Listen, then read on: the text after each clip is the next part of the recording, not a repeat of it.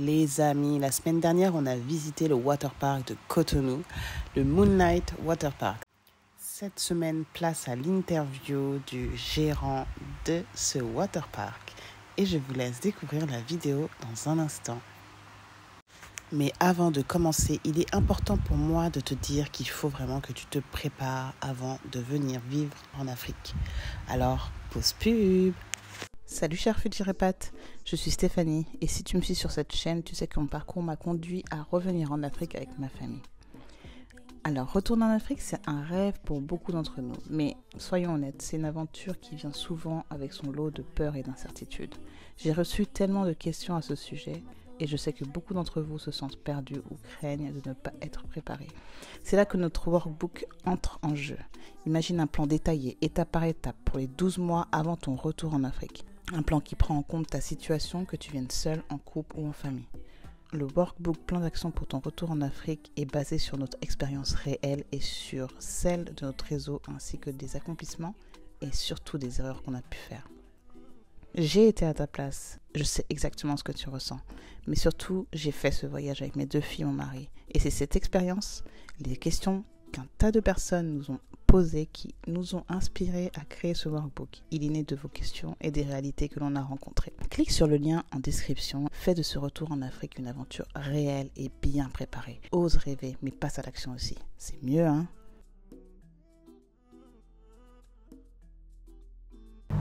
Alors, rebonjour Pascal. Bonjour. Alors, merci de nous avoir accueillis dans ta salle VIP. Est-ce que tu peux, donc après nous avoir fait la présentation du complexe, est-ce que tu peux te présenter, nous dire un peu ton parcours? Alors, moi c'est Pascal Folinador, je suis togolais.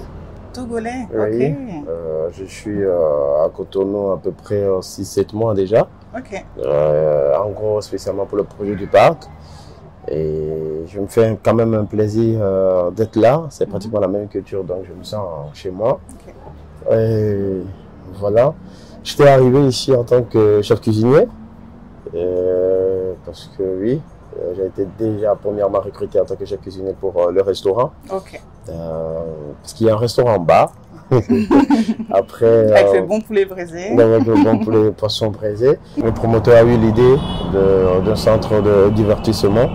Donc on en a discuté et voilà, je suis là. Ok. Moi j'aimerais savoir comment tu es arrivé là. Parce que du coup, tu es togolais, tu dis ça fait 6-7 mois que tu es là. Ouais. Tu as commencé comme cuisinier. Aujourd'hui tu gères le complexe. Là, il faut que tu nous expliques un peu les étapes. Alors, il faut dire que de base, j'ai quand même un baccalauréat littéraire. Après, j'ai une licence en droit administratif. Et après, avec, je peux dire aléa de la vie ou pas, ben, je suis quand même tombé dans la restauration parce que très petit, c'était une passion pour moi. Et voilà, j'ai quand même voulu vraiment développer ce côté de passion. J'ai suivi une formation en cuisine et tout. Je me suis fait former après avec les stages et tout. J'ai commencé par travailler. Arrivé à un moment, je me suis dit, ah, ça le fait pas. J'ai quand même créé ma petite entreprise de service traiteur à Lomé. Excuse-moi, qu'est-ce qui le fait pas? Pardon? Tu disais, ah, ça ne le fait pas. Qu'est-ce qui ne le fait pas? Ça ne le fait pas parce que par rapport au niveau de vie, aux moyens, à ce à quoi j'aspire, travailler pour quelqu'un, en ce moment, je n'arrivais plus à le sentir. Ok. Au Togo. Au Togo. Et donc, du coup, j'ai quand même décidé de me lancer dans le traiteur, où j'ai créé ma plateforme de services traiteurs en ligne. Et j'ai commencé par fournir des services. Et donc, au-delà de faire des plats, je faisais aussi des paniers cadeaux. Okay. Je faisais des paniers cadeaux que je livrais aux gens. Et tout, je faisais des publicités sur je peux dire Facebook en ce moment. Et c'est comme ça, j'ai commencé par développer quand même une petite communauté autour de moi, des clients qui me commandaient. J'ai commencé par collaborer avec quelques banques de la place et puis quelques entreprises de la place. Ok, voilà. Super. Moi, question, t'as quel âge? Moi, j'ai 33 ans. 33 ans? Ouais. Ok, super. Okay. Et donc, comment t'en es arrivé ici au Bénin, dans cette structure? Alors, il faut dire que je travaillais comme assistant gérant dans un restaurant où le propriétaire m'est tombé dessus, on a échangé nos contacts et tout. Donc après, Il a parlé de projet d'ouvrir un restaurant avec des rooftop VIP. Et c'était cela, il m'avait premièrement approché pour que je puisse venir former des cuisiniers sur un certain mets. Donc oui, j'étais déjà juste venu pour former des cuisiniers ici. J'ai fait juste une semaine et je suis reparti. Ok. Donc, voilà, c'était le premier contact avec Cotonou. Ça, c'était quand? Ça, c'était en 2022. Ok. Ouais, c'était en 2022 où j'étais déjà là. Et voilà. Et après, on s'entend bien et l'aventure a continué jusque-là. C'est-à-dire? Oui, après la formation, moi je suis rentré chez moi à Lomé, j'ai commencé par vaquer à toujours mes occupations et tout. Après, j'ai quand même eu à gérer pas mal d'endroits à Lomé, des rooftops, des lounges et tout. Donc au-delà du cuisinier, je me suis un peu hissé, beaucoup plus intéressé à la gestion. Oui, je me suis beaucoup plus intéressé à la gestion parce que j'ai vu quand même qu'il y a pas mal de manque au niveau des gérants dans la restauration. C'est-à-dire que ce sont des gens qui ne maîtrisent pas vraiment ce que c'est que la cuisine, la restauration. Je m'excuse beaucoup. Non, mais c'est un fait. Et donc, quand il faut pallier ce manque, moi, je me propose. C'est-à-dire que je connais comment préparer les plats, je connais ce qu'il faut, ce qui attire la clientèle. Et donc, quand moi, je dépose mon CV ou que je me dis, ah, ok, je peux quand même vous aider à grandir, en tout cas, j'ai beaucoup plus de chance. Donc, en cela, j'ai vu que, si je me propose en tant que gérant, j'ai quand même, on m'accorde ma chance de quand même me prouver. Quand même, je n'ai pas beaucoup de notions, si je peux le dire, en marketing, non, pas en marketing, en gestion, vraiment. Oui, mais j'ai quand même essayé de me former là-dessus, à travers un cabinet qui m'avait recruté et qui m'a quand même accompagné à vraiment soigner mes lacunes et pour pouvoir quand même apporter du plus au restaurant ou aux endroits que je gère. Donc c'est comme ça que j'ai commencé par me former aussi. Et ça, c'était toujours au Togo? Ça, c'était toujours au Togo, à travers le cabinet dont je vais taire le nom quand même. Après, bon voilà, c'est le cabinet qui s'est chargé quand même de peaufiner mon profil et de me chercher maintenant les postes de gestion. Donc j'ai quand même collaboré pas mal de temps avec le cabinet, de me chercher et puis il gérait tout en fait. Il gérait de la prime, du salaire et tout ce qui va avec pour moi. Ok, super. Ok, c'est bon. Donc on a beaucoup de personnes de la diaspora qui veulent pas forcément entreprendre, mais qui souhaitent justement obtenir des postes en tant que salarié. Et aujourd'hui on a la chance d'être avec toi, qui justement est à ce niveau-là. Et donc on aimerait que tu nous dises un peu ton processus pour justement aider et rassurer justement la diaspora qui est intéressée justement par le salariat. Bon, je peux dire que celui qui m'avait approché pour mes compétences culinaires. Et après, au fil des discussions, le projet est venu sur la table. Mais je peux dire que lors de mes parcours quand même au Togo, j'ai quand même fait partie d'une ONG où on organisait beaucoup d'événements. D'abord, des rassemblements qui pourraient aller vers plus de 3000 personnes. Donc on parlait de congrès de Lomé déjà. Et déjà, je coordonnais un peu en partie, moi à mon niveau, ces événements. Je faisais partie du protocole tantôt, je préparais pour les sommités tantôt. Donc au fil des années, ça m'a formé à savoir ce que c'est que travailler sous pression, à savoir comment est-ce que quand il y a quelque chose qui doit drainer beaucoup de monde, comment s'y préparer, comment attendre, comment faire quand même pour satisfaire beaucoup de personnes, parce que généralement dans les vacances, on organisait des camps de jeunes, minimum 3000 jeunes. Et voilà, c'est pas vraiment évident d'être à la restauration, c'est pas vraiment évident de collaborer avec les personnes influentes et tout ça là. Donc ça m'a quand même formé déjà. Et donc quand moi j'ai écouté parler du projet, j'avais épousé le projet là, et comme j'avais déjà appris par rapport à mon propre parcours par rapport à la création de ma plateforme de service traiteur déjà.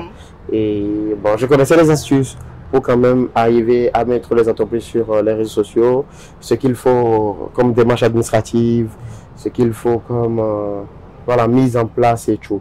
Donc le promoteur s'est chargé de concevoir Okay. Et tout, moi, je me suis quand même chargé de rechercher les profils, d'aller quand même au recrutement. Okay. Et recrutement des postes et tout, la discussion de comment faire établir la communication autour du projet et tout. Donc, on s'est quand même partagé les rôles. Et quand il y a besoin, je vais vers lui et il m'accompagne et on travaille en symbiose comme cela.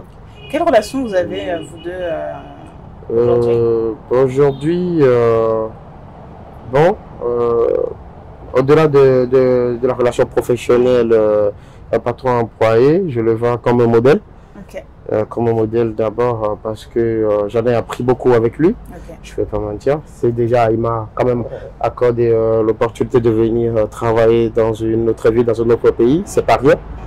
Parce que quand tu quittes ton milieu, tu apprends forcément. Ouais. Donc déjà, il y a ça. Après, j'ai vu que c'est quelqu'un qui a vraiment confiance en moi, qui me laisse quand même la carte. Et pour quand même que je joue ma partition.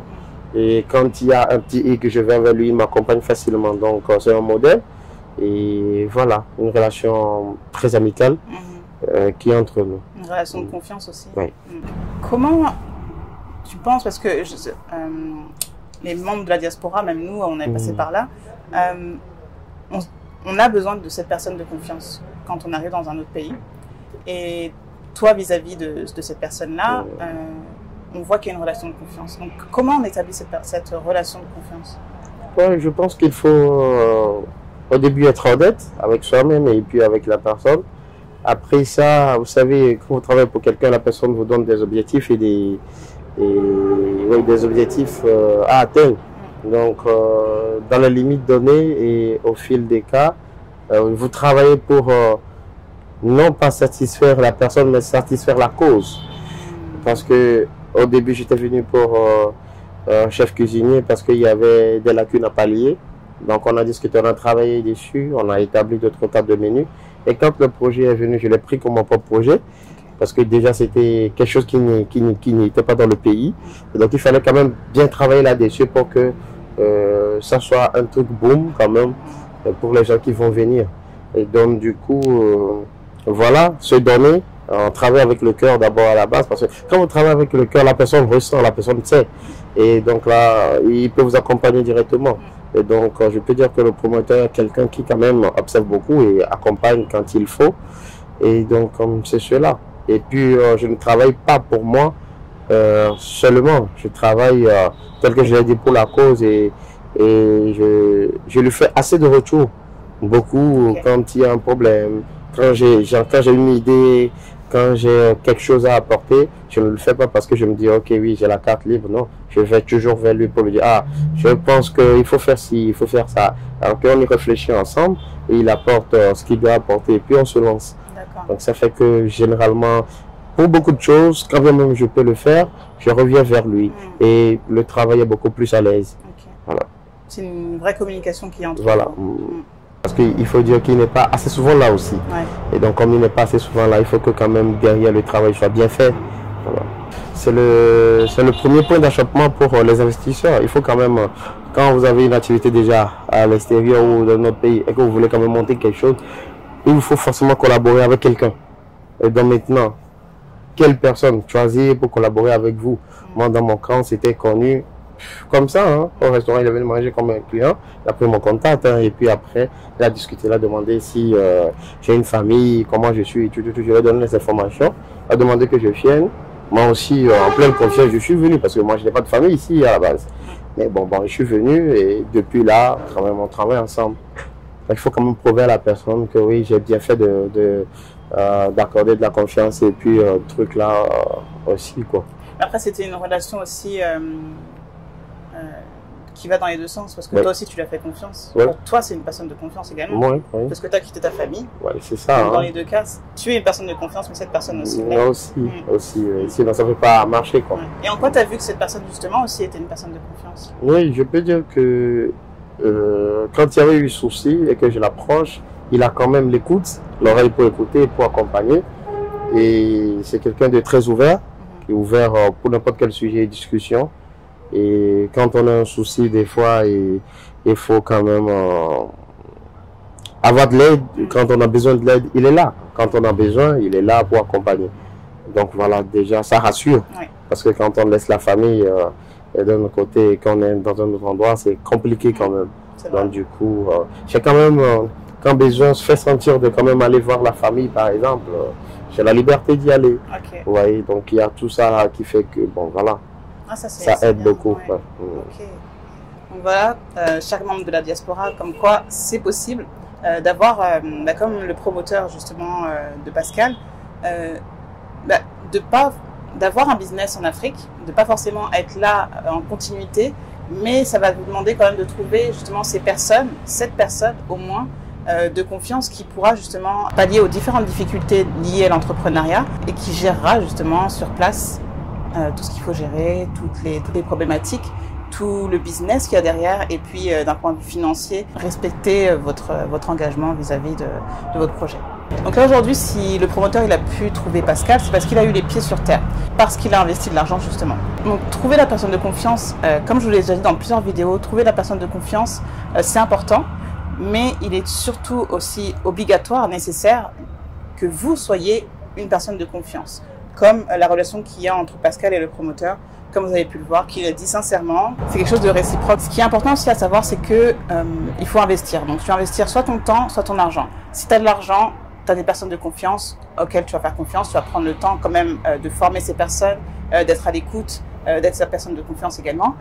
Mais il y a aussi cet aspect où si tu n'as pas d'argent, tu vas investir en Afrique, eh ben, il va falloir que tu sois là. Il va falloir que tu te déplaces et que tu sois là et que tu fasses les choses à la place de cette personne de confiance. Pascal, est-ce que tu as des choses à dire pour la communauté, notamment au niveau de ton parcours, tout ça? Bon, je pense que c'est tout un plaisir quand même de me retrouver ici aujourd'hui. Je ne pourrais pas le penser 5 ans ou 10 ans avant. Mais comme je le dis avec moi, mon propre mindset, c'est quand tu poses le pas que tu avances. Donc du coup, je me dis, c'est un bel projet et je pense que nous allons encore en créer d'autres, hein, parce qu'il faut quand même desservir tout le Bénin.